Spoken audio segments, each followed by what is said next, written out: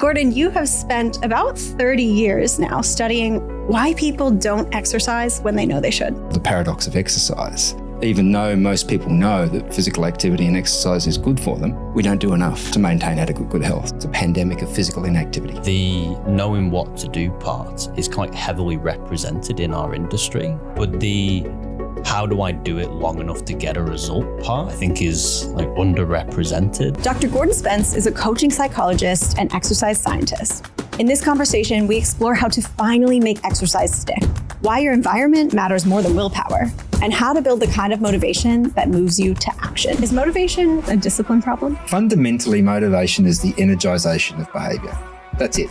The traditional way that motivation has been thought about is in quantitative terms, more of, less of. Yep. More motivation good, less motivation bad. The way I think about motivation is there are different types or different qualities of motivation. And we can think about the motivation that exists when we do stuff because we must, should, have to. A lot of gym attendance and physical activity just generally is about this. Now, that form of motivation, that will powerfully motivate people, but they'll burn them out too. Your book is called Get Moving, Keep Moving. You have this 4-piece framework. So the first stage is reflect. The second stage is project. Can you walk us through the inspect phase? Inspect is a bit like pressing pause. Physical activity is social glue. Your environment will often always outperform that idea of willpower.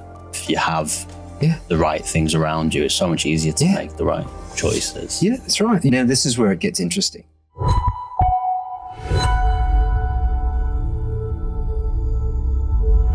So Gordon, you have spent about 30 years now studying why people don't exercise when they know they should. Mm-hmm. We've got more apps, more programs, more knowledge than ever before in history. Just curious, in your opinion, has this gotten better or worse over time? So I'm going to have a bet each way here. I think in some ways it's got better and in some ways not. So the way I think it's got better is that for some time now there's been fairly concerted health promotion programs that have been trotted out by health agencies and governments for many, many years, to the point where I think if you stop anybody in the street and you ask them what they need to be doing to maintain a healthy lifestyle, most people would be able to have a pretty good crack at that. Yeah, very true. Right? They'd be able to give you 8 hours of sleep and a certain amount of fruit and veg and all of that, right? Yep. So the health messages are very prominent. People know what they are. So that's good. It's good to have the awareness. Of course, that doesn't get the job done. I wish it did. But I know. You're so right. It would be good, wouldn't it? And from a physical activity standpoint particularly, which has been obviously, one of my greatest interests, what we've seen is that despite all of those health promotion campaigns and the good messaging that's been developed over the years, it's sort of improved things to an extent, but it hasn't moved the needle significantly on helping people to maintain more active lifestyles. And so about 15 years ago, there was a paper put out by the WHO which labelled the current situation as being a pandemic of physical inactivity. Wow. Right? Interesting. That people aren't moving as much as they really need to be able to maintain an adequate, healthy lifestyle. Yeah. And adequate good health. And so we're kind of in this situation now where I think there's a complication because whilst people know that messaging, and in fact there's a concept called the paradox of exercise. Paradox of exercise is simply the idea that even though most people know that physical activity and exercise is good for them, we don't do enough to maintain adequate good health. So that's the paradox, right?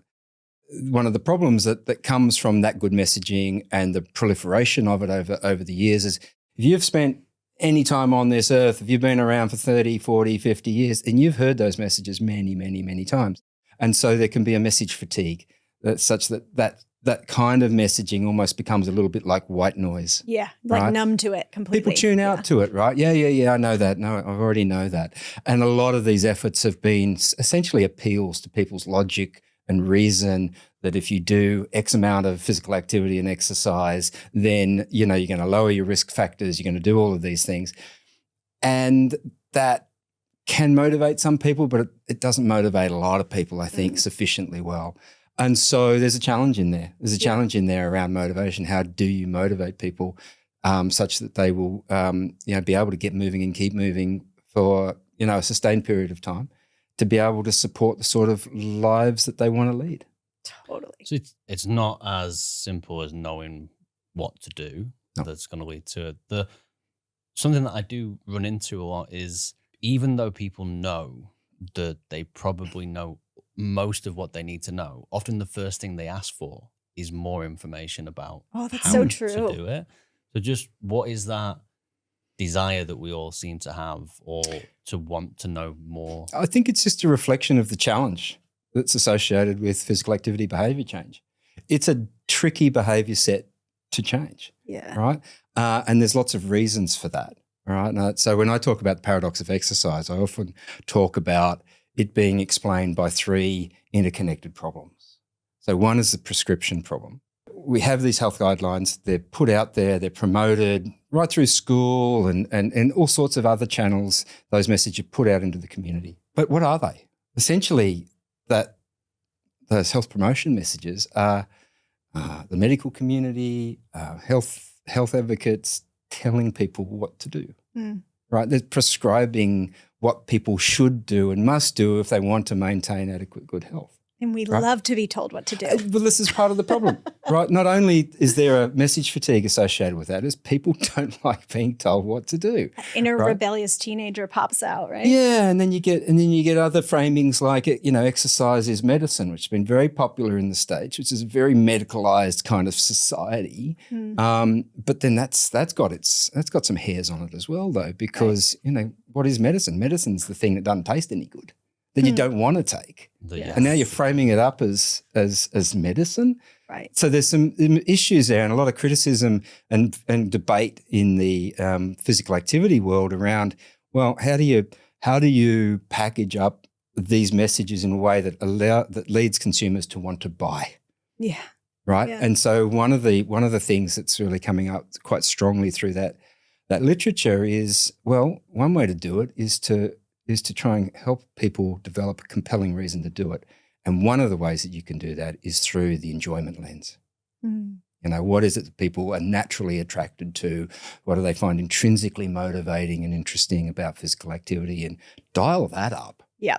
Right? Yep. Help them to feel differently about it as opposed to trying to convince them and help them and think about it in a particular way. Right. So there's the difference between helping people think about it and then how can you help them feel better about it? So good. Okay, we're going to get into a lot around motivation. I'm very excited. But I first just want to understand, what motivated you with exercise from a young age? What did your relationship with exercise look like? I was lucky in some respects that my father was particularly active. So for as long as I can remember, my dad was a runner. My mum wasn't inactive, but it was my dad who was, he was very sort of regular around what he used to do. And he used to run a lot and I used to run with him. And I always remember he would, if we had a long drive somewhere and we were coming back home, he would get mum to stop 10 Ks from our house so that dad could run home. Awesome. Even back in the 70s, he was looking for ways to maximise his time. Wow. A father of 5, So I had a good role model to answer your question, but I also really loved it. I mean, I have memories of herring around the soccer field as a 5 and 6 and 7-year-old, absolutely loving it. I remember going in athletics carnivals and loving that feeling of being in competition with other people and stuff. And so I've always had a very positive attitude and a positive experience with it. That's not everybody's experience, but it was certainly mine. Yeah, that's awesome. I've never heard of anybody doing that, jumping out It's genius. 10Ks early. That's awesome. No, I do. I intergenerational transfer, right? I do it now. Well, yeah, So- modeling is the most important thing, right? Yeah, but I don't do it like that. When my son plays soccer 10 Ks from our house, I'll tell my wife and him, well, I'm going to run to soccer. Fortunately, sometimes I underestimate the distance and the time required, and I've missed a whole halves of soccer because I go up into the state forest and then emerge way too late. Gosh. You're sorry, with sticks in your hair. Yeah. So you're trying to make it a means to an end and have a purpose behind That's it. great. That makes a difference. That's great. It's such a great idea. Okay, so you worked in finance and international trade for a bit. How did you find your way into coaching psychology? Yeah, good question. So I Didn't go to university straight out of high school. Yep. I went to high school in New Zealand. New Zealand, you don't. I finished at the equivalent of year 11, so I didn't even do the equivalent of year 12. And I would have done, except that one of the families that we know associated with the local church, he was the bank manager of the local bank branch, and he rang me towards the end of the equivalent of year 11 and said, do you know what you're doing next year? I said, no. He said, do you want to work at the bank? Oh, that sounds all right. So I didn't go on, and I started work when I was 16 and for 10 months. And I had a bank job for 4 or 5 years, and then I drifted into a career in international trade. I worked for some importers and exporters for another 6 or 7 years. So I had 12 or 13 years of a career I didn't really understand. Yeah. Towards the end of it, one company that I worked for tried to make a shipping accountant out of me. It wasn't really my Not thing. interesting. So I had an epiphany after about that amount of time. I had an epiphany that this wasn't quite for me. I needed to be doing something else. And my father was both my parents have passed, but my dad was a clergyman, Presbyterian minister and industrial chaplain. My mother was a social worker. Both in human services. Yeah. So, naturally for me, that was an area that was attractive. It's just which area would it be? And for me, when I decided to do my psychology degree when I was 31, it was a real coin toss between doing psychology and doing, at that time, human movement. There were a lot of human movement degrees around at the time. I sort of almost flipped the coin and went the psychology route. I don't regret it at all. But that's an important part of my story because that itch that I had around exercise and sports science was always there. Yeah. And it needed to be scratched. So I did my bachelor's degree in psychology, and then I went to the University of Sydney. So that was at Wollongong. I went to the University of Sydney, did a master's in coaching psychology, which was really interesting to me. And because I'm a great fan of self-flagellation, body is evil and must be punished, I did that clergyman is in there. I did a PhD at the same time. So I was running both of those degrees side by side, which was interesting. So I finished all of that and then sort of moved into academia and had a private practice on the side. But that was all focused more on organizations, working with people in coaching roles, leadership coaching, executive coaching, did some internal coaching for a while. Fast forward again to 2018. Yep. Actually, no, 2015. When I was 2015, 48 and 10 kilos heavier than I am today. 3 or 4 colds a year, not getting a whole lot of sleep, pretty stressed, wasn't in, the best physical shape. And I had a good hard look at myself and could see 50 coming across the horizon thinking, no, this isn't good enough. And I was aware that I'd dropped out of a regular running habit. So I started running again at 48. And I started to set some goals for myself. I wanted to run another marathon. I'd run one. I wanted to run a second one before I turned 50. And also I then set another goal to do a 6-foot track, which is a trail run up the Blue Mountains. So I had a couple of goals that I wanted to hit in that period. But that was all happening alongside this other interest that I had in studying human movement. And so what I ended up deciding to do was going back to school and studying it. Years after telling my wife I would never do another degree, promising her I'd never study again, found myself at the age of 51 going and doing a Bachelor of Exercise and Sports Science. Wow. Do you ever wonder how different it would be if the coin had flipped the other way? Do you ever think what it would be like if you'd have gone the other route? I haven't thought about it a lot, but actually I'm pleased I did it this way. And one of the reasons I'm pleased I've done it this way is that in the executive coaching, leadership coaching work that I've done in organizations and all the client conversations that I've had, I kind of got a good insight into the sorts of challenges that people face day in, day out, particularly around their energy management and how it impacts their performance in a variety of different domains. And so being able to take that experience set and then add the exercise science understanding to it, I think has really helped me to be able to work in both of those domains really well. I'm not sure it would have been so easy had it been the other way around. I think it puts you in a really unique position. Going back to what we were talking about before, the knowing what to do part is quite heavily represented in our industry. Like what information do I need? What exercises should I do? What calories should I, have?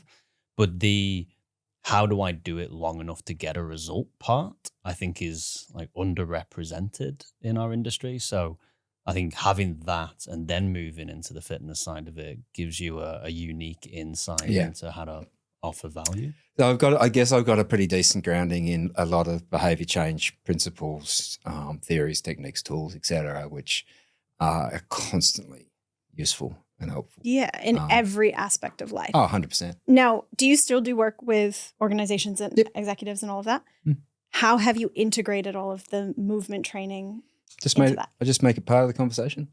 Love it. I Right? love it. And so I've always sort of thought of myself and tried to have my practice be more holistic than anything, right? So I teach at the University of Sydney. I have taught a subject for about 15 years called the Psychology of Peak Performance. Right? And often when we think about performance, we think about peak performance, we think about it in sort of largely behavioural terms. So what can you do? How much can you do? How quickly? How accurately? That sort of behavioural lens across it. But, I think it's true that for a lot of high performers in all sorts of different domains, their performance and their ability to perform often comes at a huge cost. Yes. Leaves people feeling dispirited, demoralised, de-energised, demotivated, all that sort of stuff, right? And so the energy management part of this is really about ratcheting up the ability to be able to sustain performance over time. So in that subject, we talk about it from a very holistic sense. We're talking about energy management. We're talking about, the importance of looking after, your body and your physical side of your nature, just so much as your cognitive, your emotional, and your more spiritual aspects of energy. So, I've always thought about myself as being a holistic practitioner in that sense. And so I think the exercise science, the addition of the exercise science piece has just allowed me to have a little bit more authority and credibility around that. Yeah. And it's taught me a ton. And how would you explain energy management to someone that has never been exposed to it before? Because I think it is so undervalued and it completely transformed the way I coached when I started to understand it. Yeah. Well, I think it's just that, when it comes to doing anything in any domain of life, our ability to perform, it's an energetic process, right? We have to draw on different resources, let's call them resources, in order to be able to prepare a legal case or get up and make an argument and do it effectively. And, we need to have a certain amount of, we need to be physically prepared for that, right? Yep. So we need to have had sufficient amounts of sleep and adequate nutrition and other things. I mean, I think these are some of the things that people overlook, we often talk about the cost of an unhealthy diet, and what the implications of that can be for a performer. So that if I'm sitting down and I'm trying to concentrate, or if I'm in close conversation with somebody and I've had a fatty meal and I'm having some sort of, gastrointestinal kind of event going on in my stomach, which they can't see, but I'm experiencing, what does that do? It takes attention. It divides my attention. So now I'm not fully focused on you. Half of my attention's paying to what's going on in my gut. Yeah. Yeah, I find it so interesting how many of the conversations or the education around performing separate the skill or the performance from the person. Bloody right. And treat it as if it's something that exists outside of almost the human that's trying to exist. Exactly. That's one of the things the students get surprised about when they study the psychology of peak performance, is that that's not what we're not doing that. We're not separating the person. It's thinking about the whole person and what they bring to it, right? And so I think the energy management piece, and there's some nice simple models that talk about the importance of paying attention to the physical, cognitive, emotional, and spiritual side of performance, and taking on rituals and routines that allow those energy reserves to be refilled, right? So sleep routines are a great example of rituals that allow that to happen, right? But then there's other things. Listening to music can be an emotional, it can promote emotional recovery. Journaling can be important for connecting to deeper values and the why I'm doing what I'm doing and the why I have this legal career or whatever career I might have, that allows me to tap into those values, those guiding kind of master motives that make sense of me and what I'm trying to do. Yeah. So all of those practices become energy management practices in that sense. Yeah. And if you are solely trying to recover by only sleeping and eating well, but all of your output throughout the day as a knowledge worker is mental and emotional, Yep, absolutely. then you're still going to feel on empty. Like, yes, that helps. Sleep is super important to those things, but you have to replenish in the specific area that you've drawn from. Yep. Absolutely. One of the parts of the course that a lot of students really enjoy is when we start talking about environmental psychology and we focus in on perspectives like attention restoration theory, which talks about the impact of natural settings for helping restore cognitive capacity. So much of our time we are investing energy in pushing our attention around in space. So now I'm focused on you, and in half an hour's time when we're done, I might be thinking about what I'm doing tomorrow, or I'm focusing on this, We're pushing our attention around quite effortfully, right? And when we're a knowledge worker, we're doing that all the time. It's fatiguing, right? Yeah. So what theories like attention restoration theory propose, and there's a lot of research to show that this is valid, is that when we get into natural settings, they have certain qualities, then those natural settings can restore cognitive capacity, reset our mental machinery, because what they do, right, is that they can create a sense of fascination and, the feeling when you get awestruck. Yeah. And you just kind of mouth open, you kind of wonder. Yeah. What's happening then is your attention's being guided involuntarily. It's not being controlled now. So you're taking your head, if you like, is getting a rest. Yeah. You're not pushing your attention around. It's being guided by the environment. And then you just receive. Exactly. If you're spending time in nature in the right kind of way. So you're not taking your phone with you and being distracted, but you're actually letting it weave its magic, if you like. You know what I mean? So beautiful. Yeah, I mean, it's something that we all, I think, intuitively recognize. Yeah, of course. Spending time in nature Absolutely. does in many ways make us feel more recovered or more restful, but not understanding the mechanism of how or why. And there's some really interesting stuff in that whole space that I love to introduce people to, because it's sort of like, oh yeah, nature's not just a cool place to hang out. Yeah. Actually, it's got some important benefit, and now I understand what that is. Yeah, so fascinating. We could dive into that as well. I know. I'm like, there's so much stay the course. I'd be quite happy to do that. You'd be struggling to shut me up.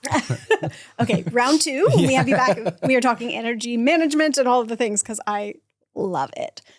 But the thing that we want to talk about today, because it is probably the number one struggle that we hear from our clients, is motivation.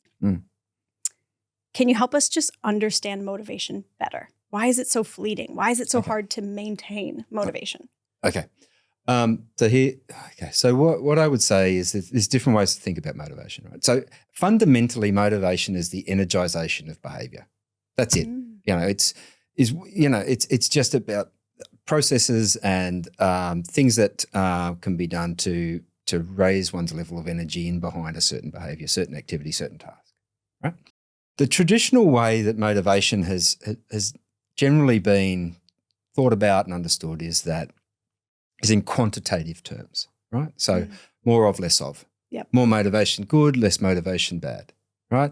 And when the motivation's low, then we can use a variety of different carrots and sticks, right? Apply those to try and get it as, it's a gross oversimplification. But it is how a lot of people think about it. It makes absolutely. And it you speaks say to like a lot of motivation, don't you? Yeah, you put it. Yeah, I'm so motivated right now, or I have none of it. We talk about it in quantitative terms. We do. We just do. And you're spotting it in the language, right? So that's typically the way. And so it's relevant to the question you're asking, because, I think what you're hearing is people talking about when they feel that, it's down here and they just, they want to push it up because it's good to push it up. And how do I push it up? And maybe one of the reasons it can't be pushed up is it's me.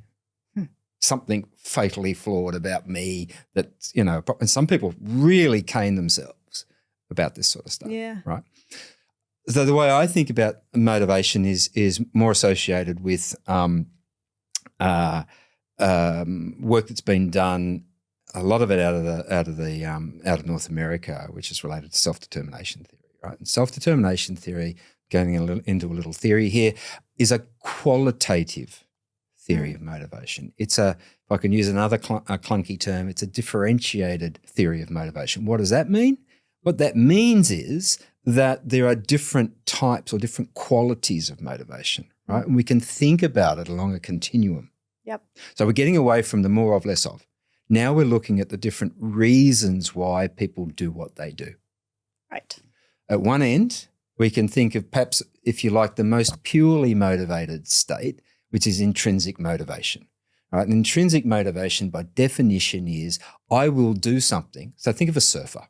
Mm-hmm. A lot of surfers, you talk to a lot of surfers, they don't need to be rewarded to go out and surf. They will do it because the reward lies in the activity itself. Love it. It's kids in a playground type stuff. You walk past a playground and watch those kids doing what they're doing. Most kids don't need to be bribed or incentivized to play. They will just play. Yeah.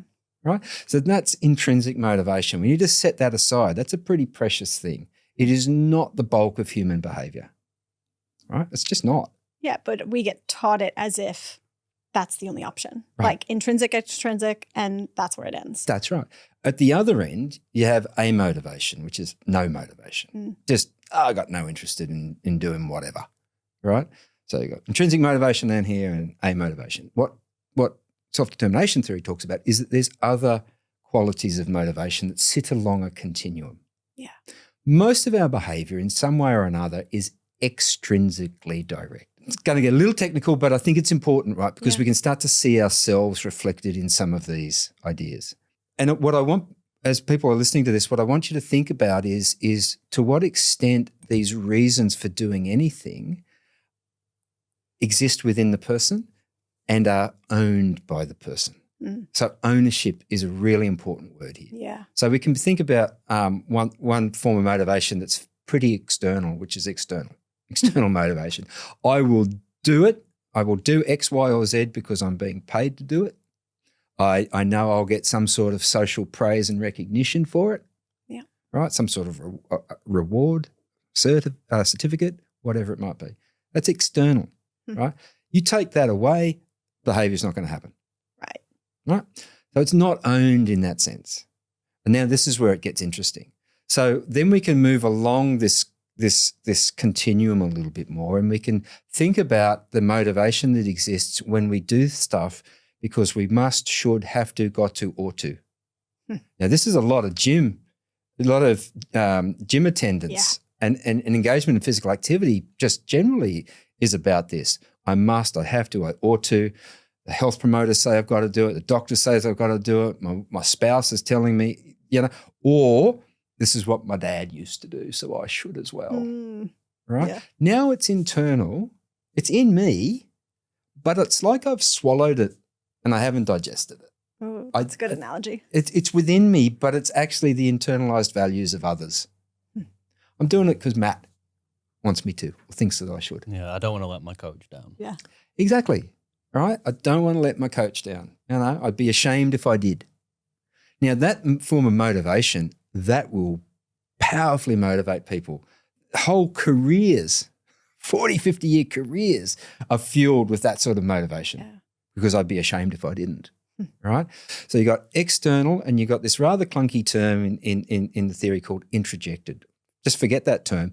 Both of those two together are what's classified as controlled motivation, right? When they're regulated in that way, that's controlled motivation.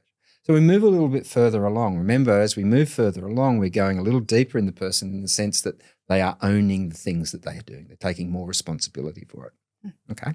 So the next point, the next quality of motivation is what's referred to as identified. Now I'm doing X, Y, or Z because I wholeheartedly believe in it. I might not love it, but I identify with it. I think it's important. Okay. Right? So I'm willing to sign up to it. Yeah, not because I'm being paid to do it. To be healthy. Yeah, not because I'm being shamed to do it, but because I see the sense in it. Make sense? Yeah. So that's identified. And then slightly more owned, internalized and integrated is identified integrated motivation. This is the stuff that I do because doing it is some sort of reflection of who I want to be in the world. Yes. This is me being me. I want to be like this. So this is where like identity starts to come into the fold. You bet. Absolutely. That's a great pickup. That's what it is. Yeah. Right. And so you've got this continuum. We've moved away from more of, less of. Yep. Now we're looking at different reasons people do what they do.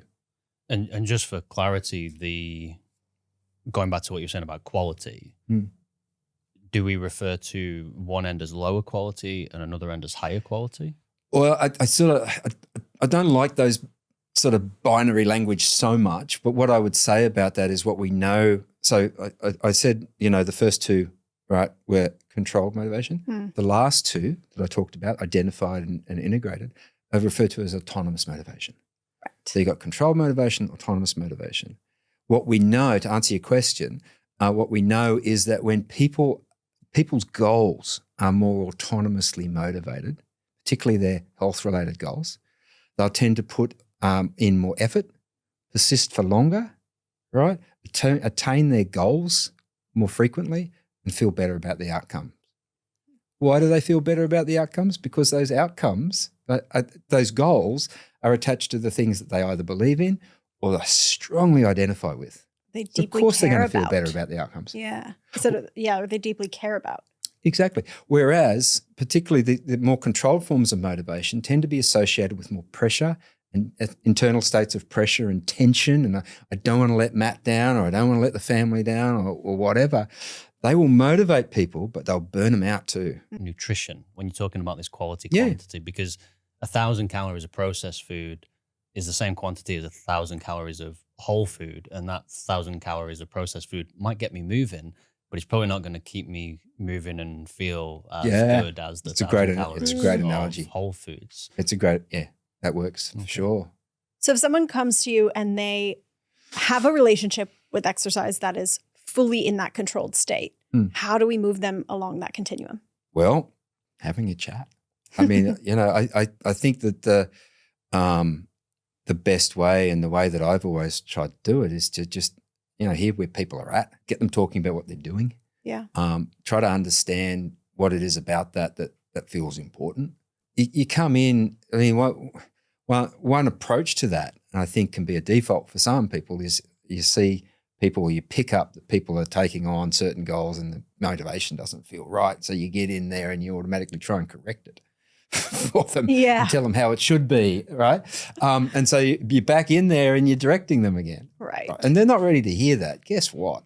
They're going to push back. Yeah. Right? They're going to resist. And then you're going to, your ability to be able to help people is a bit compromised, right? So, this is one of the things I think that coaching and coaching skills are enormously helpful for, is helping people to explore their current status, what they're doing, what they're engaged in, and understanding what's important about that, why they're doing it. Which I think, sorry to interrupt, but I actually think that's something that people overlook massively. There's this sort of assumption that by showing up at the gym and joining the gym today, I've actually thought this through.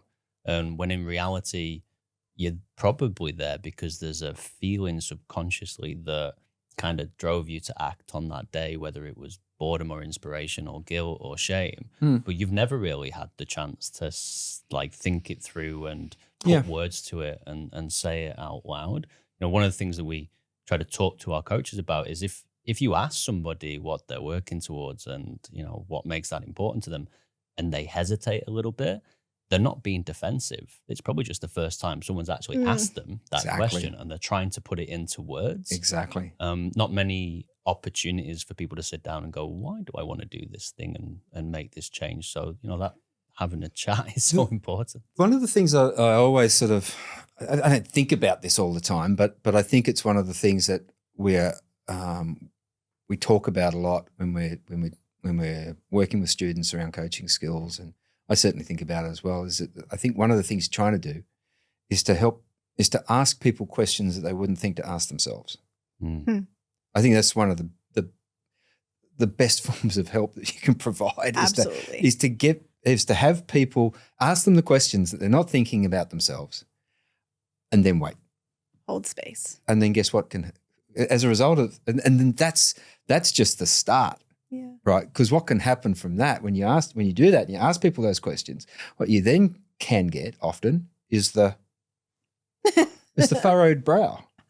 It's like, what?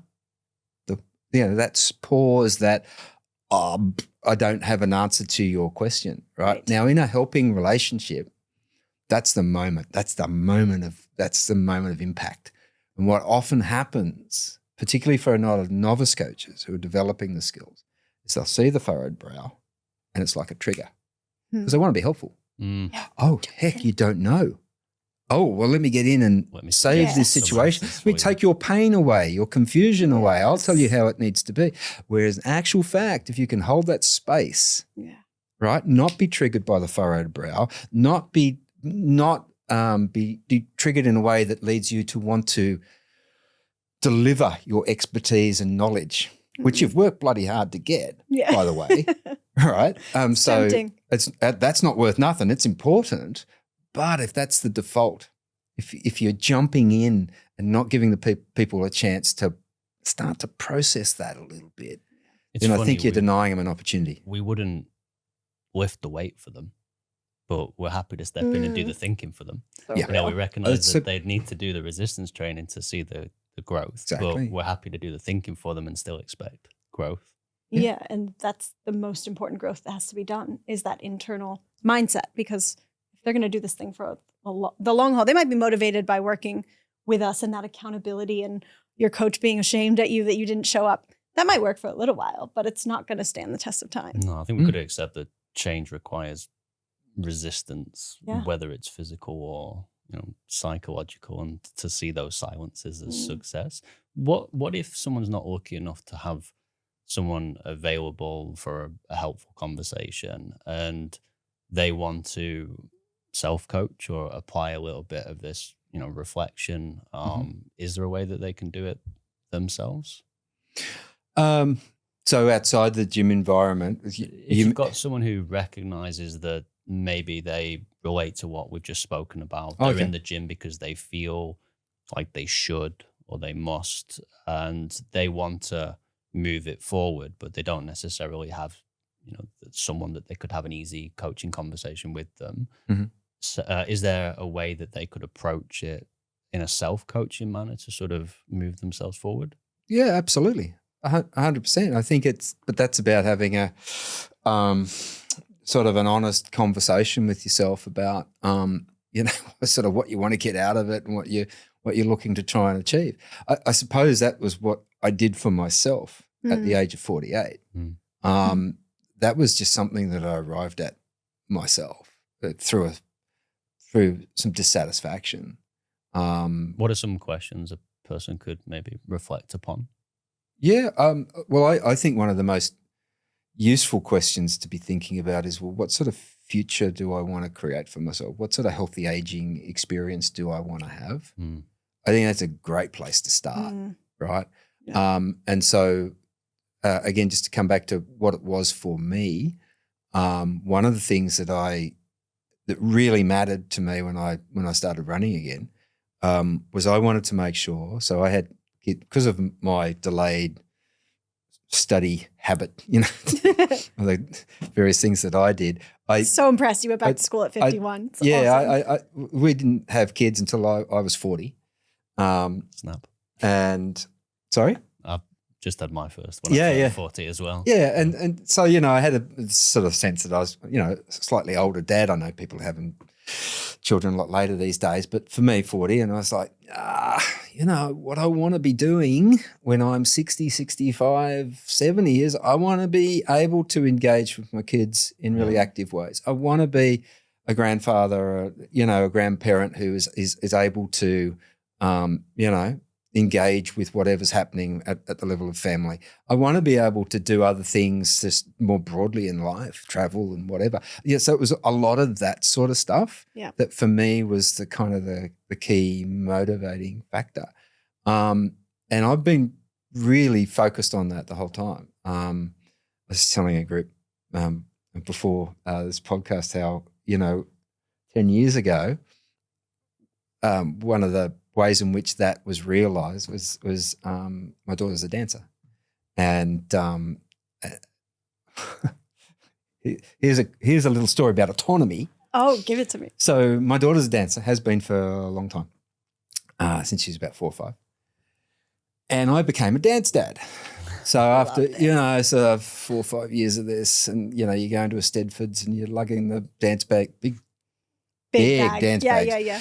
And so you're sort of like a mule, like a pack mule a lot of the time, and then you sit in the auditoriums for hours on end watching lots of other kids who you don't know, and then waiting for your daughter to come on maybe 4 or 5 times for a couple of minutes. This was my wife was loving it.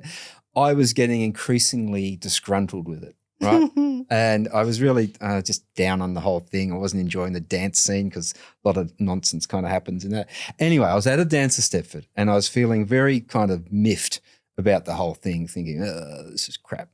And I started having conversation with myself. It's like, okay, so all right, Gordo, where are your choices?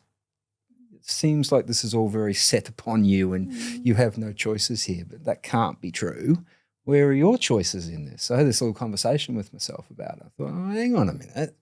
Maybe there's a little bit of autonomy I can bring into this and create some choice. So the idea that I came up with was to contact my daughter's studio owner of the dance studio. And I asked her if she would assign a dance teacher for Ella and I, because I came up with this song. I had a song in my head, Don't Stop Me Now by Queen. Oh my And goodness. I had a storyline Wonderful. in my head about what the dance might be in terms of basic, a flow of a story, not the choreography, because I can't do that. Anyway, so we went into the studio for like 2-3 months and put this dance routine together. Wow. Which was hilarious. And then we performed it at 2 Stedfords. Wow, this is excellent. So I was a dancer from 2 to 26, like it was my whole life. And I wish my dad had jumped on stage with me. Well, he probably would have, to be honest. Well, I remember waiting backstage to go on the second time we did it, and one of Ella's friends said, "I wish my dad would." Words to that effect, and I knew I was doing something that felt really cool. I mean, I just enjoyed it. I was scared witless about performing it. But we did. We performed it twice. I even got awarded a trophy, and we got adjudicated and all of that. Brilliant. And it was fantastic, right? It was so much fun. And a couple of things about it. One, I was able to engage in her world in a way that I was able to have some ownership over. Okay, so that's the autonomy part. So it wasn't outside my grasp. It was there. It was always there, right? So that was cool. But I just walked away with such an appreciation for what dancers can do. Oh my God. You would know. Yeah. Like in a Stedford over a weekend, they'll do 7, 8, 9, 10 routines. I was struggling to do one for 3 minutes. Yeah. How do you keep it all in your head? And I was knackered. Yeah. But it was so cool, and I will never forget it. That was 10 years ago, and we still play it every now and again because we got filmed and stuff, and it was just a joy. Yeah, you took something that was starting to feel like an obligation, like Totally. you had to be there, and found an opportunity in it to, That's build right. a relationship with your daughter. And this is where it becomes very kind of, existential philosophy comes roaring into view here, because, the existentialists will say that the greatest freedom we have is to choose what things mean to us. Right? And that's true. It's true. Absolutely. And we forget it. And I'd forgotten it, sitting there all grumble bum in the auditorium thinking, And now it's probably a piece of her world that you treasure the most. Oh, totally. Yeah. Brilliant. Okay, we've got to dive into your book because there is so much gold in there. So just walk us through. Your book is called Get Moving, Keep Moving. Can you give us an overview of the framework, and then we'll kind of dive into different pieces, but you have this 4-piece framework. Yeah. And so this sort of emerged out of my re-engagement with running and what I was noticing that was happening to me, and not only the physical journey of that, but also the psychological side of it as well. And as I was getting that habit back, I was also noticing that other people of around my age, some a little younger than me, who were also engaging in health kicks and trying to get fit again. And I got a bit curious about what they were doing. So I knew my story and I wanted to understand their story. So I went out and interviewed 5 people who were all in my network. And I said, can I interview you? Can I write the story up? 'Cause I think I'm going to write a book. So I wrote those stories up and I thought, great, almost got a book. Didn't have a book. The stories couldn't be the book. Right. There's not enough interest in that. So I sort of inadvertently set it aside for 12 months. And then what happened, to your question, is a model emerged out of that struggle to try and finish it, right? So did you start to see consistencies in everyone's story that the model came out of, or just your own? Yeah, great question. Yeah, that's right. And where it starts and the model starts is on that sort of reflection back to earlier times when, more likely to have been intrinsically motivated by physical activity. For me, it was running. Yeah. I always knew that, right? Yeah. I played squash. I did other things that I loved as well, but running was kind of the thing. But everybody else, a lot of them were also in one way or another encouraged to think back to those times. And that's not new, right? People and that give was that before advice. them meeting you, right? Like they were doing that on their own. They were going through this process. Yeah, and one of my friends who I interviewed, she was struggling with a bout of depression, and her GP asked her that very question. What did you enjoy when you were a kid? So it became clear that was probably a good place to start. When I thought about it more, I thought, this makes a ton of sense.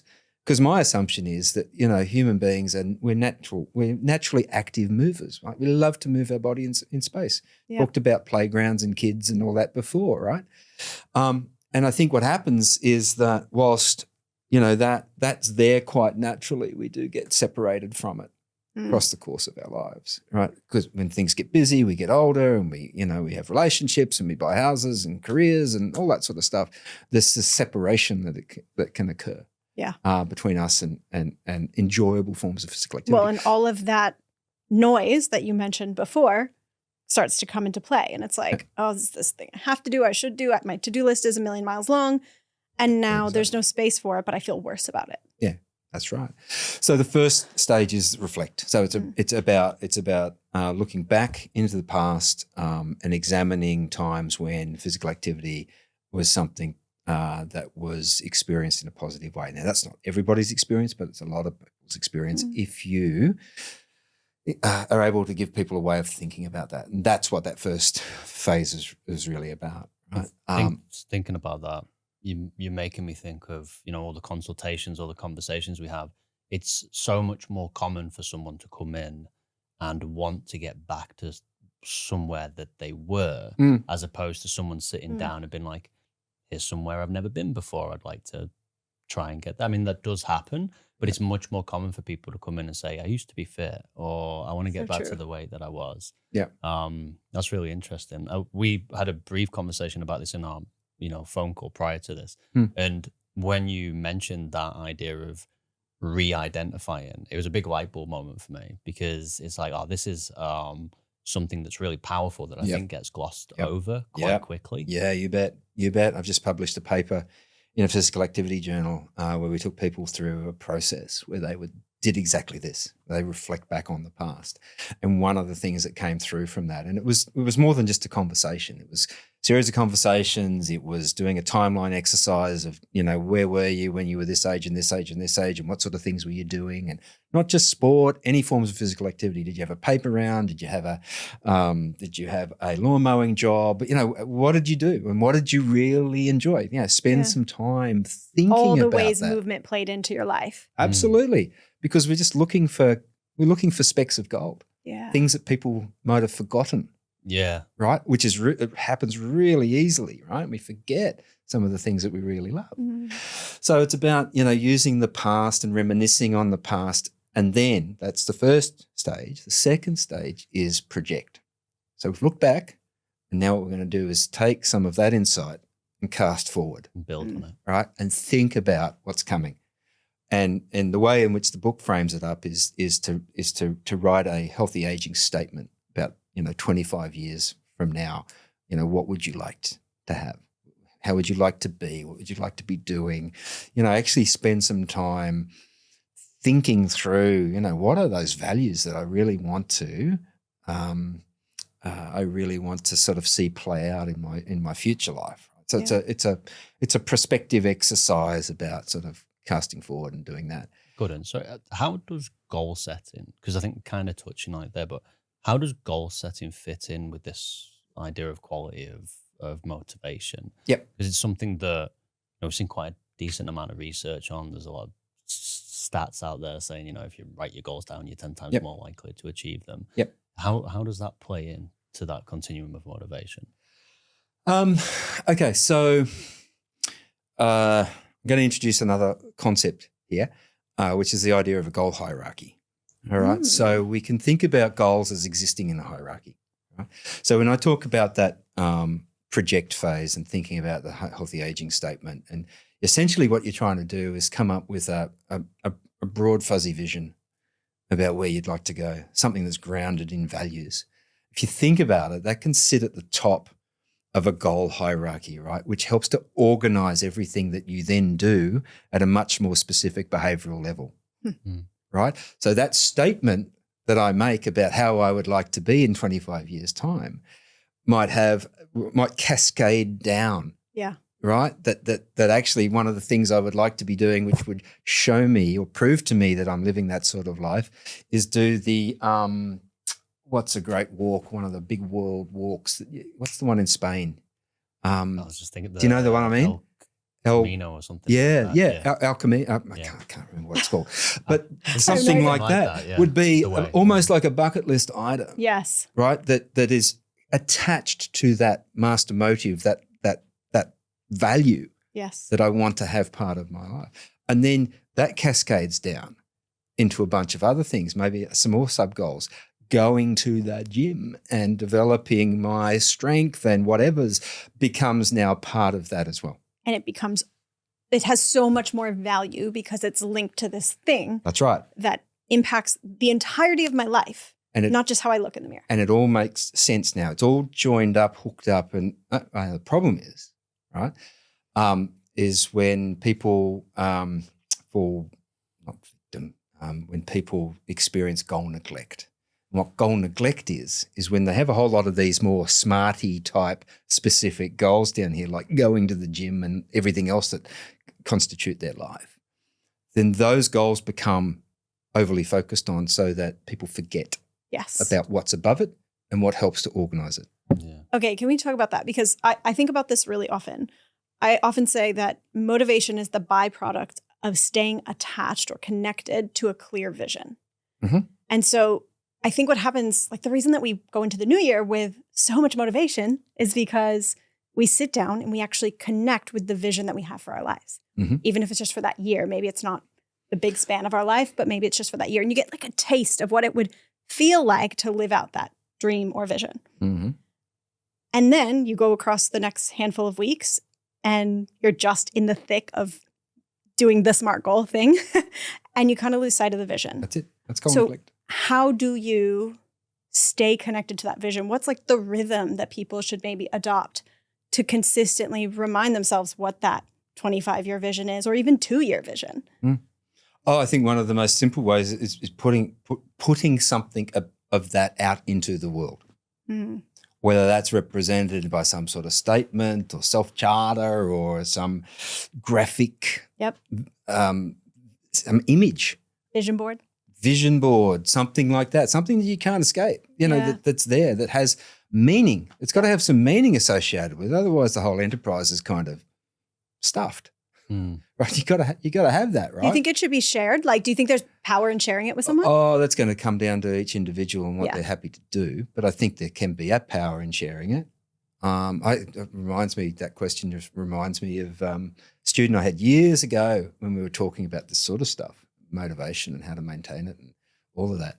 And her friends would get together every quarter, I think it was.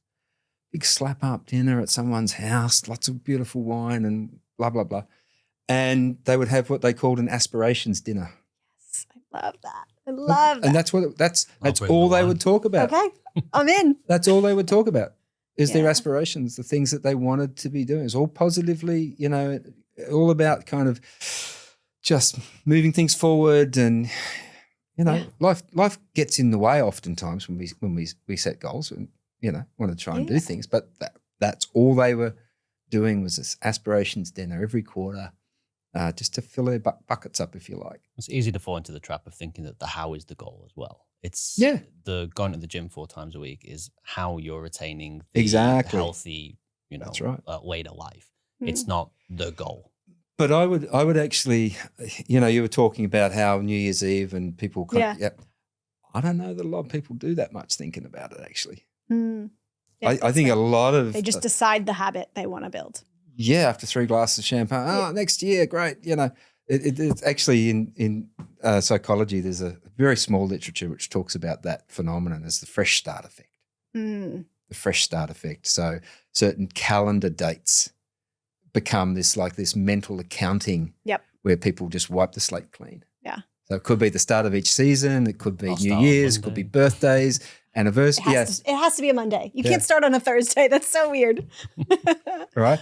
And my point around that is that I think when it comes to New Year's resolutions, and I've read a few papers on New Year's resolutions and how successful resolvers are, generally substantially less than half. Yeah. Yeah. And I think one of the reasons for that is that people don't actually do the sort of thinking and hooking together, linking together of the values and the bigger aspirations. They don't project. That don't allow the creation of that goal system. Let's call it a goal system hierarchy that has it all hanging together really well. And then once that's clear, then it's easy to tap back into that stuff whilst you get busy with the behavioural stuff. Yeah, the actual connecting pieces of those different goals is really powerful. And to your point about the motivation, that's the motivating stuff up here. Right. That's what it is. Yeah. And how in the book do you teach the process of project? Is it a process? Yeah. It's really through the creation of narrative. Yeah, getting people to actually write a statement, to actually sit down and write a statement. One way I illustrate it in the book is in the final chapter where I interviewed. When I interviewed the 5 people about their experience of what they were doing to get sort of healthy and fit again, every one of them would talk about how they wanted to be at the age of 65, 70. The sort of, they wanted to be active, older people, strong and, experiencing life and getting the most out of it, blah, blah, blah, blah, blah. And at that time, this was before my dad passed, my dad was always a runner. I told you about that earlier. Right? Yeah. And he couldn't continue to run after about the age of 70 or so. He had circulatory problems and so he had to stop running. He'd walk and stuff, but he got quite interested in rowing, right? And he used to go down to the rowing club every now and again and jump in a boat. And anyway, they were all very supportive there and they encouraged him. And then one year, in his 86th year, so this was around the time of his 85th birthday, they encouraged him enough to get him to sign up and go in a regatta at the International Regatta Centre in Penrith, and he made his competitive rowing rowing debut at the age of 85. Oh, so cool. And each of these guys in this crew, Dad was the oldest by a country mile, were over the age of 70. So my point of coming back to the book, the way I illustrated in the book was everybody I interviewed at my age were talking about how they wanted to be at 70. I knew a crew, a boatload of guys who was living the sort of life that everybody else was saying that they wanted. So I interviewed them. Oh, that's so cool. And it was cool. It was really cool. It was almost like voices from the future. I feel like around 35, you start to get that longer term vision. But like in your 20s, you can't seem to connect your brain to that. Well, because you're not having a felt experience of aging. Yeah, exactly. You still feel bulletproof. Yeah. So you're not having an experience of aging in a way that you do when you, I think, start to get to your late 30s, early 40s, and you sort of start to notice that, my flexibility is not as good as it was or whatever. Yeah, things start to deteriorate. So, it's natural that that's not where your mind would go. It's too distal. Yeah. That makes right? sense. It's too distal. It's just not present enough in your life.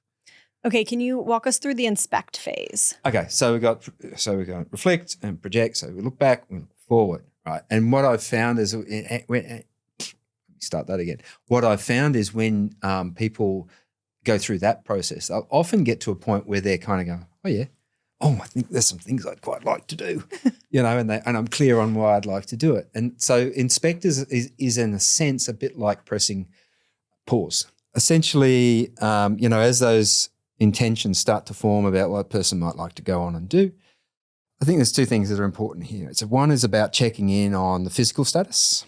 So a lot of my work has been focused on people in midlife coming back to physical activity after a period of, like me, of relative inactivity. I wasn't totally inactive, but just less activity. Yeah. And some people are sedentary, right? And so they're getting going from a pretty low base.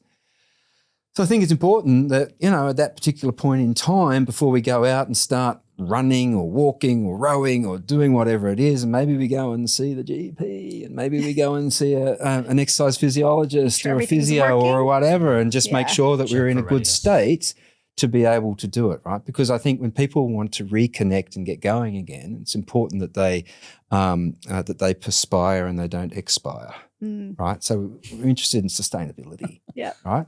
The other aspect of inspect is about psychological readiness, right? So we've got the physical readiness, but what about psychological readiness? That's all the motivation stuff that we talked about before. Yep.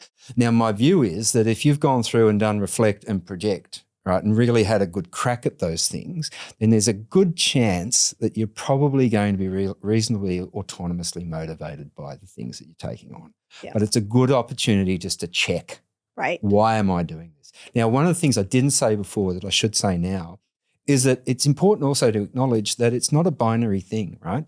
We talked about quantitative approach to motivation, more of, less of. Yep. We were talking about a qualitative, differentiated theory, right, of continuum, external and all those points I talked about. Yeah. It's possible, well, in fact, it's highly likely that somebody's goals would be motivated a little bit by all of those things. Yeah. Okay? Yes. So I'm a runner, right? I'm a runner and I run because I love to run and it expresses who I want to be in the world. I believe in it. Those autonomous motivation bits, absolutely there. I can't say to you though, right, that when I go out and do a long run, I'm not a little bit chuffed with myself and I'm pretty interested to see how many responses I might get on Strava. Yeah. And that Please tell me how good I am. and when I get a comment, oh, good run, Gordy, that works for me. Good. I don't mind that. Totally. Right? So my point is that even though we stepped out a number of different reasons why people do what they do, it doesn't mean it's just one. Yes. It can be a blend. What is the case though is it's often one of them predominates. Yeah. Right? And so from a motivation point of view, we know, as I said before, that autonomous motivation tends to lead to people putting in more effort, persisting for longer, doing better with their goals and feeling better about the outcomes. So even though that inspect piece has a psychological readiness component and it is motivational, those other steps, I think, improve the quality of the motivation. Yep. I think it's worth acknowledging as well, the process is quite complex because a goal is very rarely a single behavior. Exactly. And you can have different quality of motivation. Yep. You might have a goal of losing weight, for an easy answer. And you may be quite autonomously motivated towards exercise, but have low quality towards your relationship with food. That might be something that's more controlled. So it's really it's got a lot of different layers. It does. It absolutely does. Yeah. Which is why, health coaching and health coaching is really useful. Yeah. Helping people think through that stuff. Yeah. Well, and just again, like removing that idea that it's black and white. Intrinsic is good and extrinsic is bad. And like this just creates so much more nuance and space for people to like be proud of this journey that they're going on. And to see it as a process. Yeah. I think Absolutely. If you were like me, motivation was taught to me initially as it's intrinsic or it's extrinsic. It was two sides of a coin. It was one or the other, and realizing that there is so much space.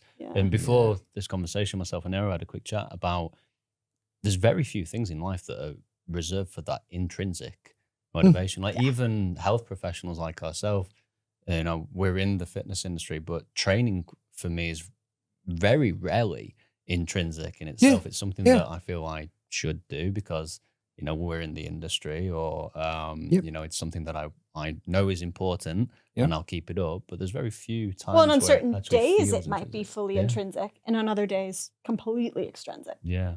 Yeah. Yeah. Sometimes you see the point, sometimes you can't. Huh. Okay, I really want to talk about stage 4 because I think that the connect phase is probably, I'm not going to say the most valuable. They're all really good, but like. Oh, I'd mount an argument for that. Yeah. 100%. Really undervalued. Yeah. Okay, talk us through it. Yeah. So I did a talk, conference talk in Auckland 2 years ago, and the title of the talk was Physical Activity is Social Glue. Right. Love that. And so it was sort of talking about how people's engagement in physical pursuits can create social bonds that keep them connected to those pursuits in a way that's really profound and really important. Yes. Right. The girls I danced with. Yeah. I feel like still to this day, I haven't seen them in 10 years. And like, we just have this bond that is unlike anything else in this world because you've suffered together. You've like pushed through discomfort. I don't know. It's really cool. Yeah, absolutely. Absolutely. So I think it's super, super, super important. And the second book, we haven't spoken about the second book, but the second book that I wrote, which was, so the first one was Get Moving, Keep Moving. Second one was 26 Ways to Keep Moving. Yeah. So this is an A to Z of different physical pursuits, not all the high profile sports. It's the next tier down. So there was luge and cool. judo and Bog swimming. a couple of crazy ones in there. Bog snorkeling was in there. Bog snorkeling. And I just wanted to profile some different physical pursuits that some would know, most people would know, but maybe not know a lot about. And then some of the crazy ones. And we interviewed one person who was deeply connected to each of those physical pursuits. And so it's a book of passion stories. Yeah. Right? The point is that throughout the book, if you were to draw a thread through all of the stories, the thread would be around the social connections. Yeah. And the importance of the relationships that people have within their physical pursuits of choice that make the difference. You know, that get people out of bed on a rainy morning when all you want to do is just roll over and, the camaraderie, the support, it's just fantastic. There's a chapter in that book on dragon boating and the dragon boat community. Oh man, what a wonderful bunch of people, and so just adhered to each other. It's like a social glue. Yeah. Right. I think a couple of weeks ago there was a 5 a.m. run club in Bondi.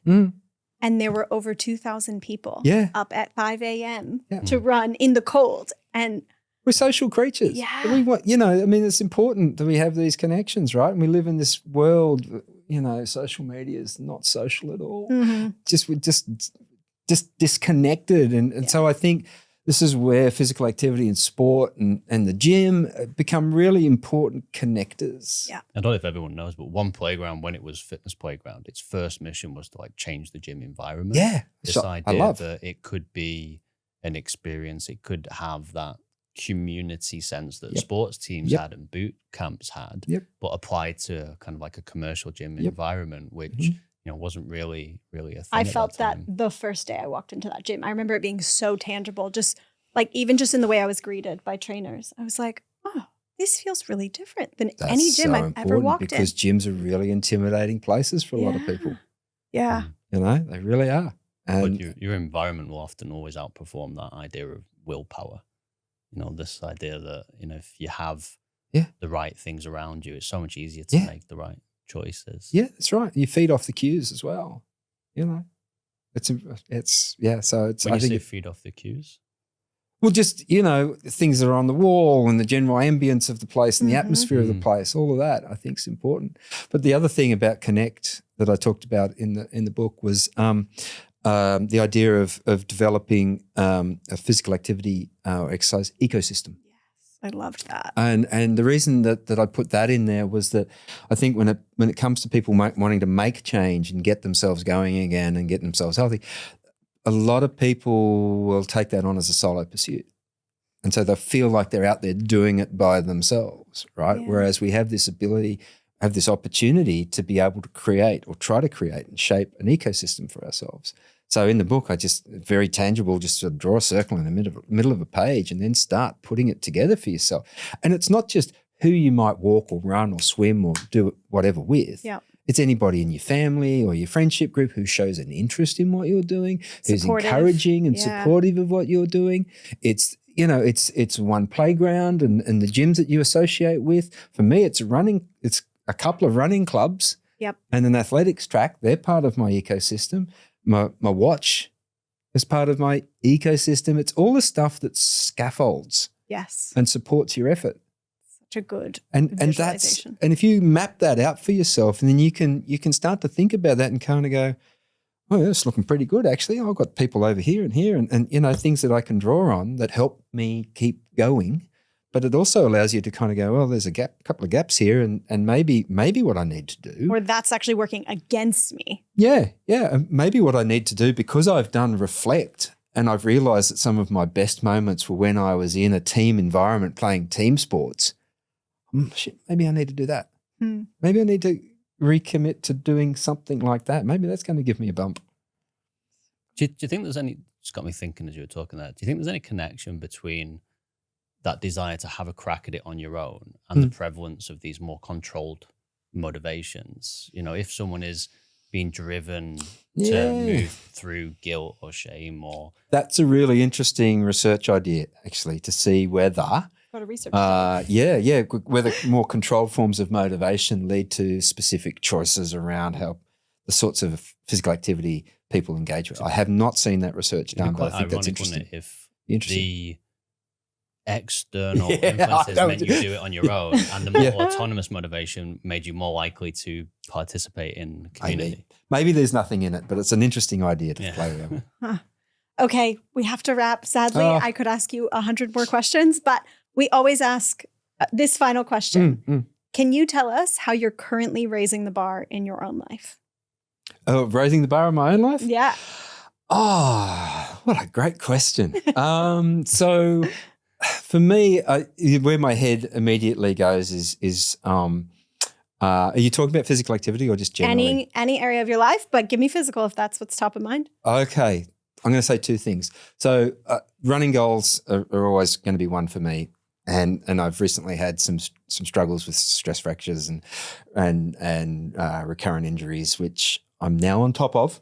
Well done. Because they reckon it takes 8 years to make a good runner. I think it might have taken me 10 because I like to run fast and I got the whole load intensity thing wrong for a few years. Anyway, so I've got some goals I still want to hit. I'm 60 next year, and I didn't get the 6-foot track done before I turned 50, so I'm going to nail it before I'm 60. So I'm love that. I'm back on board with that and going well with it. The other thing I would say around raising the bar is I thought a lot about this. I see my garden as being like an outdoor gym.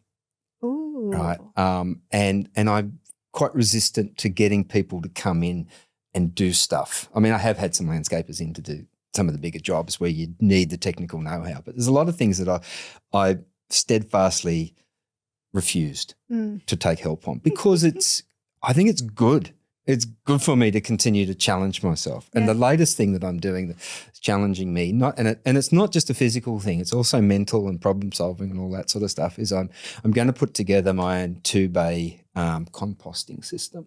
Oh, cool. So I'm building this 2-bay composting system with old pallets and stuff, and it's up on a hill. I landscaped this whole big hill at the back of our house, and this is like the last bit that I need to do. And so I've been lugging pallets up the hill and digging it out and doing all that sort of stuff. And so that's what I'm currently trying. That's still exercise, like it's still movement. It totally is. It totally is. And it draws on, it's all that functional, it's all that functional capacity that I want to make sure that I hold on to. So the other little byline that I have is, a lot of people will say, use it or lose it. Well, I sort of flip that and say use it and keep it because it's there. right? And I don't want to create a situation where I start outsourcing things that I could be doing myself, and as a result of incidental exercise, be able to, retain as much functional capacity as possible. Oh, Did that amazing. answer your question? Absolutely. Okay.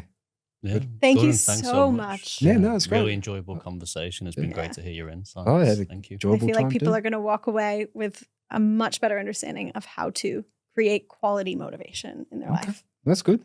Brilliant. Lovely. Thank you. No problem.